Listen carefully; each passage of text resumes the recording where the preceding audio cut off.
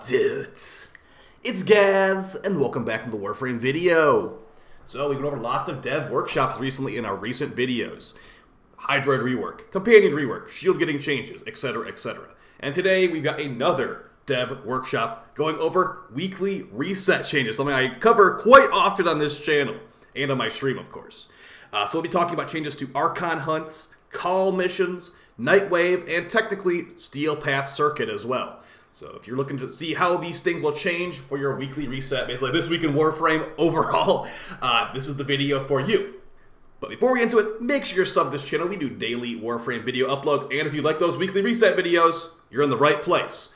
Also check out the live stream. I will be live later tonight with Warframe and things of that nature. So hopefully you enjoy the content. Thank you guys so much for all the support recently, by the way. The channel's doing really well, and I can't thank you enough.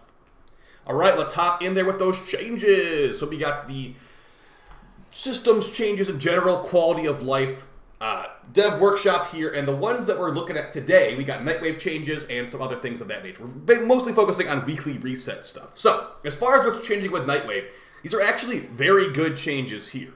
So, Nightwave's been in the game since 2019, and they think it needs a little bit of a refresh. I would totally agree. So here's a big thing that's happening right now. There's going to be new permanent acts that will be here every week. And they're going to be pretty straightforward, easy acts. This will be every single week, and they will not be eligible for the catch-up mechanic. You know what the catch-up mechanic is in this game? Let's say you didn't play Warframe for, like, I don't know, a month or whatever, and you come back to the game, but you still want to get level 30 on your Nightwave to get, like, the rewards or whatever. If you were to clear out most of these challenges, there will be new challenges that pop up that were from the previous weeks you weren't here playing for. That's what the catch-up mechanic is. So like if I wasn't playing this week and I didn't do the Exploiter Orb, and I come back a week later and I do all the challenges, the Exploiter Orb has a chance to appear as a extra challenge after all those ones are done. So these new challenges will be bonus on top of this and will not be eligible for catch-up mechanics. So if you do all the challenges, these will not pop back up. But it's going to be a total of 13,500 extra Nightwave rep per week, and this will be every single week. So very nice there. The challenges will be kill 30 Eximus, complete 15 missions, and kill 500 generic enemies. So yeah, easy 13,000 Nightwave rep every week. I actually really think this is a good change. It's just, you know, people like to see a progress bar go up in games sometimes. I'll admit it, I am guilty of that too. So when I load into the mission and I'm just like, okay, kill 30 Eximus. Oh man, I already got Nightwave rep from that. That felt great. You know, it is kind of like giving people free rewards because that's enough rank for like one extra level, but it's not that big of a deal. I mean, they only give you 15 Nora creds on this anyway. I can't even buy anything with that. So it's cool for people to just, you know, jump in, not to go out of their way to do stuff. I mean, like the Exploiter Orb, that is definitely going out of your way to do something you didn't really want to do in the first place. You know, Complete Isolation Vault. What year is it? Lark's kill 500 enemies with an Arcwing gun. Huh? Like, see, like these things are extremely, you know, specific. You have to go out of your way to do them. These new ones, I think DE realizes, like, okay, just give people some challenges. They can get a little bit of progress, get some Nightwave creds, and maybe feel good about their gameplay session, like they actually did something. So, and for people that go out of their way to do these challenges, this is the bonus on top. So, there you go. You'll get extra, I think it'll be about like 5 ranks of Nightwave if you do all this, every single challenge and these new challenges in a week. But just to let you know that this will not be added until the next Nightwave season, unfortunately. So that's going to be in 2024. So these changes right here, this is not going to be in the Abyss of the Goth update. Some of these changes in this, it's not really the best put together. Some of these changes will be in Abyss of the Goth. Most of them will not. So just keep that in mind with the Nightwave changes. This will be in 2024. So that's great. And for the Nightwave Act audit, so this is going to be something that I believe is going to be next year too. Okay, so this also will be in the next Nightwave in 2024. So they're removing a bunch of the crappy acts that nobody, either they were too easy or they were just like dumb, basically. So they're removing get a handshake from a fellow player, install an augment mod in your Warframe. Like these challenges were like, they weren't exactly challenges, and some of them were like way too obscure for most players. Like this one right here. They're removing the Alan V Secret Laboratory Challenge. I never even bothered doing that challenge. I never even bothered making a guide on that challenge because it's an extremely niche thing. And of course, yeah, maybe you'd like to eventually know how to do it, but being forced to do it every week, like I was saying earlier, you're putting pulled off your normal path to do this stuff. This was way too specific because it's just not something you have to actually do in the game, but they were forcing you to do it. So kill a Kuva Thrall or Hound, another one. It's like you had to basically create a Kuva Lich to do this challenge. It was really dumb, so I'm glad they removed that. Pick up 8 rare mods removed. So a bunch of just the completely free ones are removed. You have to read each individual one, like pilot a fallen Necromech. I don't think I've ever actually done that. I've only piloted my own Necromech. So yeah, there you go. They're also reworking some of the challenges too to make them make more sense, I suppose. So remember, this will be another one to be next series. So everything we've talked about so far, this is going to be all for 2024, okay? The stuff at the bottom, I think, is going to be in the Abyss of the Goth. But they put it all on here for some reason. So, reworking some of the acts, activate 3 obelisk towers. It used to be just 1 obelisk tower. Hack 10 consoles was 8. I guess it's making that look nicer. Open up 30 lockers was 20. Gather 4,000 resources was 1,500. And now there's some new Nightwave acts. Now, this will be next year. And I will go ahead and let you know right now, some of these do seem kind of annoying, I'll be honest. They're all very Duviri focused. So if you don't go on Duviri very often, you might be missing out on some rep here. So for dailies, complete a game of Comey in Duviri. I don't think I've ever done that. Helping Hand, rescue animal in Duviri. That one's pretty straightforward. Feed the Maw, 10 fish in Duviri. That's super easy. Just basically go fishing once. Salutations, visit Akrathis in Duviri. So that's the vendor that's usually in your Dorma zone. She hangs out in the map, I believe. You have to just go find her. So there's some new weeklies. Horsing around. Fly your Kaith for 1,000 meters.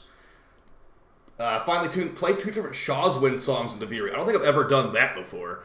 So that's going to be the one I'm going to figure out. Beast Slayer, defeat the Aura Worm on the normal path. I Decree, collect 10 Duviri Decrees. Okay. Collect 100 resources from Duviri. That seems like kind of a lot. Actually, no, fishing should probably count to get like the scales from the fish. They give you a good chunk of those, so that shouldn't be too bad. Especially if you split farm with other players. Skeleton to the Closet, kill 50 Dax enemies in Duviri. I wonder if that counts the Undercroft. This should count the Undercroft. And then for Elite Weeklies on Duviri, complete 3 puzzles on Duviri. Yikes, I don't like doing puzzles in Duviri.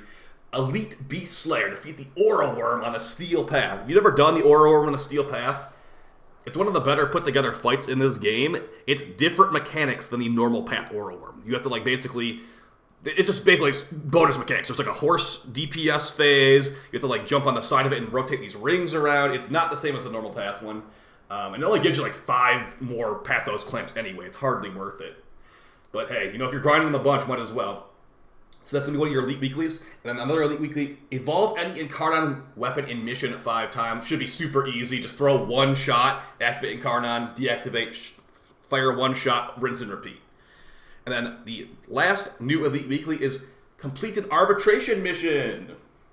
They've also revised a lot. Okay, so all this stuff right here, this is all being revised in the Abyss of the Goth.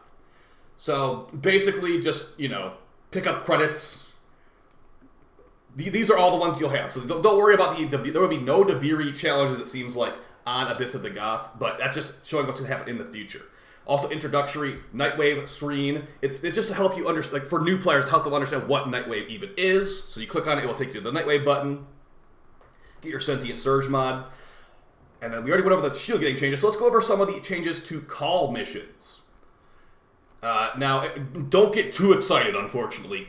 You know, we might complain that Kahl missions are boring, and they are. And you know what's funny? Even DE calls them boring and repetitive in this dev post. So just keep that in mind when we start going over this stuff, that even DE is admitting that it's going to be boring, okay? So here's Kahl and Chipper, or Clipper. What is his name? Chipper, I guess. Okay. The changes to Kahl missions are not going to be changing too much as far as, you know, overall enjoyment, but they are going to be making it where Kahl is going to move faster. So let's just read what they have here. Kahl's missions are a great way to earn an extra Archon shard every week, which will never be Tau no matter what you do. But there is no denying that playing the same 3 break armor missions can get repetitive.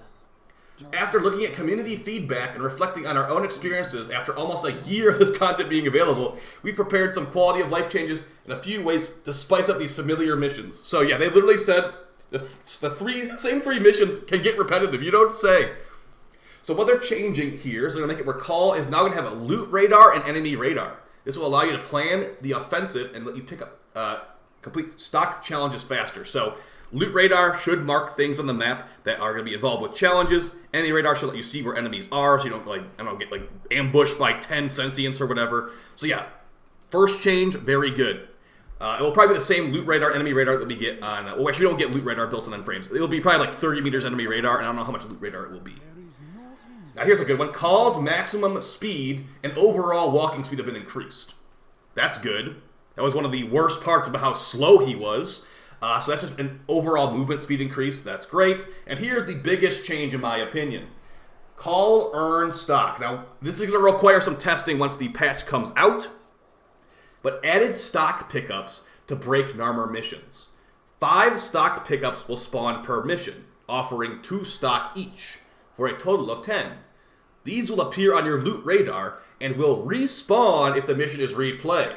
Extraction is required to earn the picked up stock. Okay, so first off, good decision to do this. There was no reason, like, basically when you completed Kahl missions before, if you already did your challenges, you got no stock out of it. I'm wondering, is this going to be infinitely farmable? If you get these 5 stock pickups per mission, you get your 10 stock at the end, if you got every chest. If you run the mission again, they say it respawns. Do I get stock every single time? Is it infinite stock farm now? We don't know from this wording, at least. It says they respawn if the mission is replayed. What I'm thinking, though, the way I'm reading this is that you get 5 per mission per week. If you don't find the 5th one, it will respawn if you replay it, so you get your last 2 stock.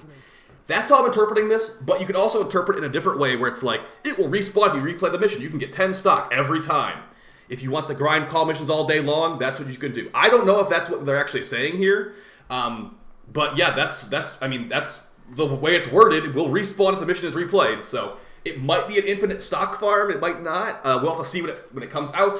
We'll have to also see if the mission locations are going to be set per player, or if it's going to be like community-wide. Like everybody that's on Junk Run has these spots this week, etc., etc. So I'll be testing that stuff out a ton when it actually comes out, guys. But for right now, we're just going to speculate that it is infinite stock farm for right now, I guess. All right, and expanding Kahl's garrison. This is another one. So they're super boring. The missions are super boring. They're going to throw in some weapons that will spawn in the mission that will spice it up, hopefully, a little bit. So in Junk Run and Prison Break missions, you can find an Ogress on the ground. You can find a Kundra, which is a new shotgun that is only in the Break Armor missions. That's unfortunate. So Kahl's going to have a shotgun that is not actually in the game. It's going to be in Kahl missions only, apparently. Ignis, you can find Ignis on the ground. A Tonkor you can find on the ground. You can find a Grinlock or a Jack Katag. But that will not be on Sneaky Sabotage, because if you play Sneaky Sabotage, you know how that works. You don't have a gun for that. So overall, good changes to Kahl. I do think there's a big sore point missing here, whoever's making these changes at DE. That this guy right here, he can never, ever have a Tau shard. It's always going to be a normal shard. And, like, honestly, it just feels bad. So how about this, DE? In those stock boxes that you're putting in these missions, make it like a 1% chance to give you a Tau shard from one of those boxes. I know that there's potentially a way that can be abusable with certain players exploiting the system, but how about an exciting reason to be hunting, or like going through these missions looking for all the boxes? Because if it's just 2 stock, like, yeah, that's better than nothing, but like really, there is like a lack of exciting moments in Kahl missions and Break Narmer in general. The most exciting moment is when you finish the mission and you don't have to do it again for another week. So I think that they could definitely make some more changes here to make it feel more worth your time. Now let's go over the final changes to Archon hunts, and I'm not entirely sure how to interpret these Archon hunt changes, because it seems like DE wants to make them more difficult, and they're actually trying to get rid of the one-shot meta. If you've done an Archon hunt before, you might have seen somebody one-shot the Archon with like a Kuva hack or a Felarx or whatever, so let's go over that. So damage attenuation is going to be changed on Archons. This was talked about like over a year ago, I want to say, when they first came out. Like, there were people complaining about the damage reduction of the Archons immediately, and it took us a while, but here we are getting some changes to it. This is a hot topic, especially near the end of 2022. Since then, we've taken our time to assess player feedback and devise a plan to address it. And we've finally at a place we can just execute it. Damage attenuation is one tool of many to increase enemy difficulty by limiting how much damage they can take from your player weapons. Our current form of damage attenuation has resulted in many weapons feeling lackluster due to high attenuation values, and damage output was reduced significantly to balance out the post-attenuation modifiers, meaning the Archon fights feel like a slog if players do not use a setup optimal build. If you've ever tried to do an Archon hunt with a Kuva Brahma before, you know how bad damage attenuation there is. Because you literally can't use a Kuva Brahma on a Archon hunt. Because not only will you run out of ammo, but Brahma is terrible for Archons. So I'm hoping that these changes make it where it's like, weapons like that are more viable, and it's not just high multi-shot, high crit radiation weapons. Because that's basically what it is right now. Kuva Hack one-shot, Felarch's radiation build one-shot, that kind of stuff. I've used, like the Fenmore and the Latum and stuff before, too, for Archon hunts, but, it's really not as comparable to a weapon like this, or a weapon like, even like the Boards. High multi-shot, high crit weapon. That's what you were pretty much forced to do unless you wanted to be there for, 30 minutes. And I've done an Archon hunt melee only entirely. It sucked. So what they're doing to change this, is they're going to be making it where maximum damage caps are increasing. So the maximum damage per instance has been increased for the Archon hunt. Maximum damage per second has been increased for the Archon hunt as well, that you can deal to it before it gets maximum DR against you. Our goal is to make big hits still feel like big hits, especially for low rate of fire weapons. We're able to reduce the damage cap significantly because of the next change. Okay, so this is the one that is actually going to be a massive nerf to the current meta, okay? Just keep that in mind. Modifiers now apply before damage attenuation. So all these multipliers were applying after damage attenuation. That's how we could one-shot the Archons with Kuva Hex and all that. It was big, big damage buffs, big radiation buffs, lots of multi-shot, and lots of crit chance. Basically, crit chance guaranteed, 100% crit chance. Critical multipliers applying to post-damage cap allowed us for many one-shot builds to function. And for full transparency, we want to prevent one-shot Archon builds as much as possible. By changing where these modifiers apply, we can increase the damage cap to a much less punishing level for players. So let's hope. It is definitely a nerf to the current meta. You probably won't be one-shotting them after this if they really said we want to prevent one-shots as much as possible. I'm just hoping that these changes allow things like Brahmas, allow things like Tonkors. Even just allow the generic weapons to be used. It really just feels like it was Kuva Hack, Felarch's, high multi-shot, or nothing. And I did not like that feeling. It was a bad feeling. So if they do nerf the one-shot meta, but we can still actually have a decent time fighting these things, I'm okay with it, personally. But also, it's funny that we were one-shotting them this whole time, and now they're changing it. Our goals of these changes are to increase the player damage output, thereby reducing the overall time to kill the Archons. Make big hits feel more impactful by no longer throttling them to such extreme degree.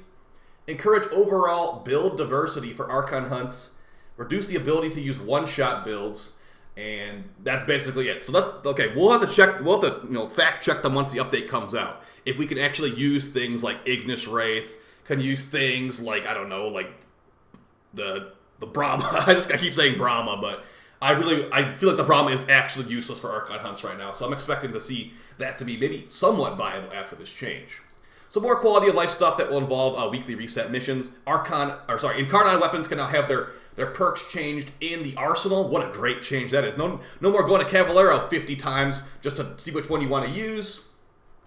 And additionally, I don't think they have it on this post, but you know how I made a video a month or two ago? I said DE should make it where there's Pathos clamps on the Steel Path rank up rewards, because once you have every Incarnon, there's no reason to do Steel Path circuit anymore.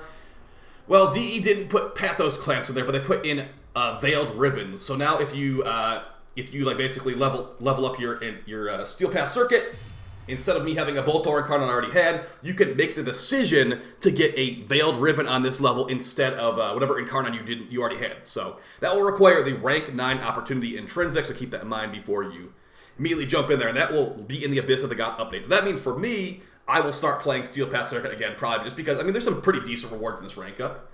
Arcane, Endo, useless reward, Riven mod, Arcane, Booster, Arcane, 25 Essence, Riven mod. That's better than just, Arcane, useless. There was 3 useless rewards before, now there's only going to be 1 or 2 useless rewards. So, overall good changes. Let me know how you guys feel about this in the comments down below. I think the best change of this is actually the Nightwave changes, because not many people play Kahl missions as much. But hey, Kahl movement speed increase, that works with me. I'm curious to see about the stock thing in the missions. Will that be infinitely farmable stock? If it is infinitely farmable stock, is that even remotely worth your time in the first place? If it was 10 stock per mission, if you checked every little corner, and it takes what? I'm trying to think how some of the quickest Narmer missions I've done have been. This one right here, probably like 10, 15 minutes, I guess. Is 10 stock in 12 minutes worth it? I don't think so, but it's better than nothing. At least there's a reason to actually hunt this stuff down in the missions for a little bit extra stock on top. So I'll see you guys next video. Probably like a build video next. I think we're basically done with the dev workshops. And I'll see you on stream tonight. Appreciate it, guys. Take it easy. Bye.